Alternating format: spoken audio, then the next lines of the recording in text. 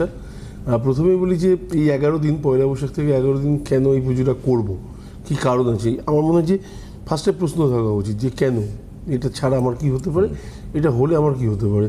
তো যদি এই প্রশ্নগুলো না থাকে তাহলে এবার আমার মনে হয় যে আলটিমেটলি কেউ বলেছে যে যা বলবে সেটা সেই হিসেবেই মেনে চলতে থাকতে হবে। তাই একদমই নয়।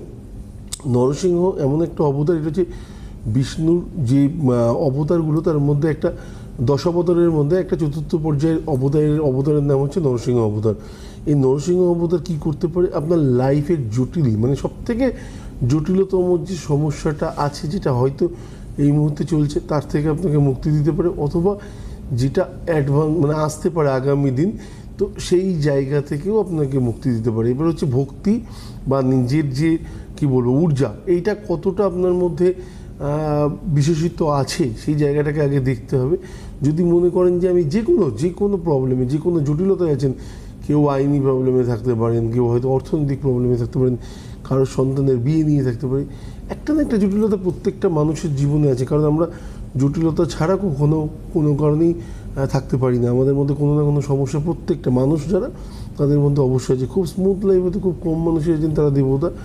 বাকি যাদের জীবনে রয়েছেন তাদের জন্য প্রোগ্রামটা।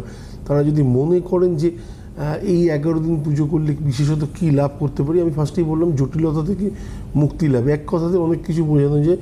এবং এরপরেও যদি মনে করেন যে না একটুখানি এক্সপ্লেন করা উচিত, তাহলে সেক্ষেত্রে বলি বিভিন্ন জটিল থেকে জটিলতম যে বিষয়গুলো আছে, যেমন আমাদের যদি কোনো শারীরিক কোনো রকম ব্যাধি আসে বা কোনো রকম যদি শারীরিক ডিস্টারবেন্স আসে, যদি সেক্ষেত্রে সেটা খুব ক্রিটিক্যাল কন্ডিশনে পৌঁছে যায়, তাহলে সেক্ষেত্রে আমরা মহামৃত্যুঞ্জয়ের পুজো করি, তাই না? মহামৃত্যুঞ্জয়কে পুজো করি কেন? মহামৃত্যুকে যে জয় করেছে আলটিমেটলি, সেই মহামৃত্যুঞ্জয় সে কে? সে দেবাদিদেব মহাদেব শিব। তো প্রত্যেকটা দেবতাকে এখানে ভাগ করা হয়েছে, কিন্তু বিষ্ণুর যে আমি অবতারটার কথা বলছি, এই অবতারটার মধ্যে কিন্তু সবথেকে বড় এটা হচ্ছে আশীর্বাদ বলতে পারেন, বা ওনাকে দেওয়া ওনার প্রাপ্ত বর, সেই বরের স্বরূপ হিসেবে আপনার জীবনে খুব কম মানুষ জানেন এবং খুব কম মানুষ এই 11 দিন নরসিংহকে পুজো করেন। যারা করেন তারা জানেন যে জটিলতাগুলো আমার লাইফে আসছে, তারা একটা আজ বুঝতে পারছে, কিন্তু এসেও কিন্তু আসেনি, সেই জিনিসটা তারা ফিল করতে পারেন। এটা একটা জায়গা। দ্বিতীয় জায়গা হচ্ছে আমরা প্রত্যেকে চাই সুস্থ সবল এবং একটা নির্ঝঞ্ঝাট লাইফ করতে। হ্যাঁ, তো সেক্ষেত্রে কোথাও আমরা কোনো কারণে দেখবেন যে খবরে যদি অত্যাধিক নেগেটিভ খবর আসে, আমরা নিউজ চ্যানেলটাকে পর্যন্ত চেঞ্জ করে দিই। ভালো লাগছে না, আমাদের শুনতে ভালো লাগে না।